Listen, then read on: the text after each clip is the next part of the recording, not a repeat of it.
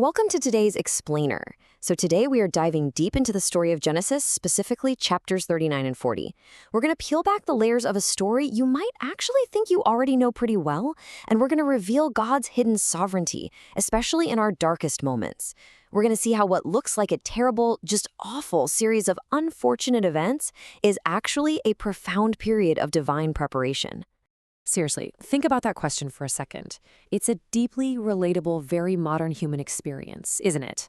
You know the feeling, like you're putting in the work, you're keeping your integrity intact, and yet you feel completely abandoned, or like your big breakthrough is just massively delayed.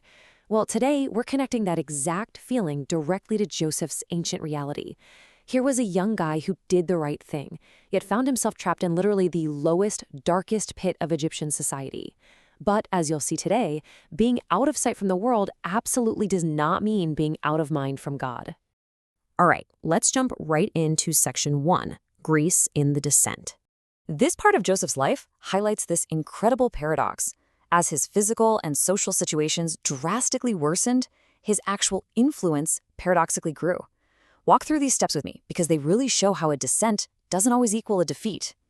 First off, he's betrayed by his own brothers and sold as a slave. Ouch, right? But look at step 2.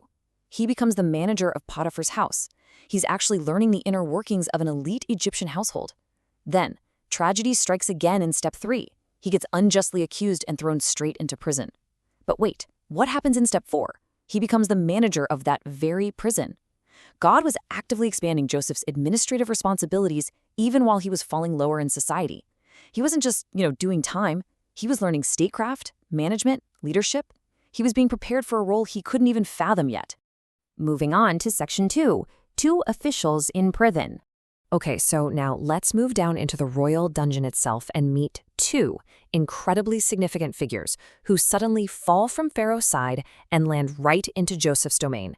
And spoiler alert, this is not a coincidence. It is a total divine setup. These guys weren't just everyday palace workers. The chief cupbearer, he was a highly trusted confidant. His literal job was testing royal drinks to prevent the pharaoh from being poisoned. His own life was tied directly to the king's safety. And the chief baker, similarly, was deeply trusted to manage all the royal food. Now, for reasons that aren't fully explained, both of these men incite Pharaoh's wrath and get thrown into the exact same prison where Joseph happens to be managing the inmates. So the crucial takeaway here is that God just brought the absolute highest echelons of Egyptian politics right into Joseph's lap. Which brings us to section 3, Interpretations Belong to God. This is a major turning point. It's the morning after both of these royal officials experience highly disturbing, super vivid dreams on the exact same night. Pay close attention to this morning interaction. Joseph walks in, and he actually pays attention to the people around him.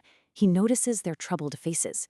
You have to understand, in the ancient Near East, having a dream without an interpreter was a source of massive, massive anxiety.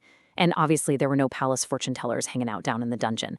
But notice Joseph's immediate reaction. He redirects their anxiety completely. He doesn't claim to have magical powers or make it about himself. Instead, he just declares, "Do not interpretations belong to God?" It just shows this unwavering, rock-solid trust in God's ultimate sovereignty, even while he's sitting inside a prison cell.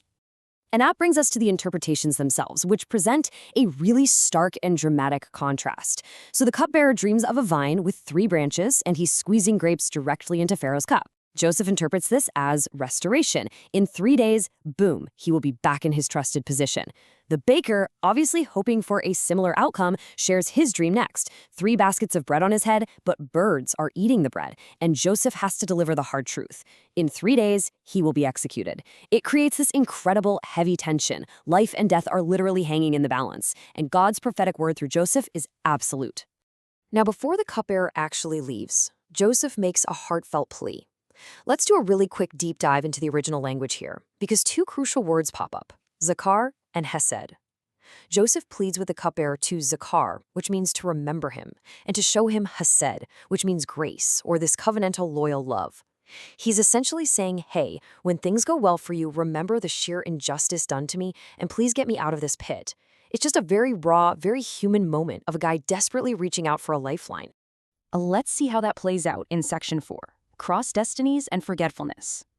This is where the harsh reality of human frailty just crashes right into the fulfillment of the dreams. On the third day, which actually happens to be Pharaoh's birthday, everything happens exactly as Joseph interpreted. No deviations. The baker is executed, and the cupbearer is fully restored to Pharaoh's side. The divine interpretation was flawless. But then, as he returns to his nice, comfortable palace life, the cupbearer completely forgets about Joseph. He totally forgets the zakar and the hesed he was supposed to show. There are 3 really powerful meditation points here that we should unpack. First, same environment, different stance. Even though Joseph was wrongfully imprisoned, he didn't just collapse inward and throw a pity party, right? He actually looked outward and served the officials in his care. Second point, source of interpretation. Even in the pitch dark of a dungeon, his trust in God was rock solid. He pointed everything back to God, never to himself. And the third point, fulfillment versus forgetfulness. The dream was perfectly fulfilled, proving without a doubt God's reliability. But the human promise? It completely failed. The cupbearer's forgetfulness is just a stark, heavy reminder of how fragile human memory and gratitude really are. Which leads us directly to our final and honestly most profound section, God's perfect timing. Here is where we absolutely have to shift our perspective. We have to stop looking at the cupbearer's failure and start looking at God's overarching master plan. This timeline powerfully illustrates a really heavy reality. Look at this. Day 1, the dreams are interpreted. Day 3, the cupbearer is restored. And then, crickets, nothing, for 2 full years. Year 2, Joseph remains completely forgotten in prison. Just imagine that for a second. 2 years of waking up every single morning wondering, is today the day he remembers me? God's timing clearly operates on a completely different and often agonizingly slow scale compared to our super anxious, rushed human timelines. But this reveals something amazing. God is not only the master of dreams, he is the master of time. Consider this brilliant point. Human forgetfulness is actually a strategic tool of God's providence. Think about it. If the cupbearer had remembered Joseph immediately, Joseph might have just been released to be some random free civilian walking around Egypt. But by keeping Joseph in place through the cupbearer's forgetfulness, God was ensuring Joseph was exactly where he needed to be at the absolute perfect moment 2 whole years later to interpret Pharaoh's dream and ultimately save an entire nation from famine. This quote captures the ultimate theological takeaway of this whole story. Even human memory and forgetfulness are clearly under God's sovereignty. The delay wasn't an accident, guys. It wasn't God neglecting Joseph. It was incredibly precise, calculated preparation. God was essentially holding Joseph in the waiting room until the exact hour his presence on the grand stage would achieve maximum impact for salvation. And that brings us to a final, slightly provocative thought to leave you with today. Among people pushing each other to rise high, whose hands am I entrusting my future to? Are we relying on the fleeting, flimsy promises of people, the cupbearers of our lives who so easily forget us once they get what they want? Or are we like Joseph, trusting the unseen hand of a sovereign God who manages our descent, who masters our time, and who ultimately writes a story far greater than we could ever imagine? Think on that as you go about your day. Thank you so much for joining me for this explainer. Keep learning, and I'll catch you next time.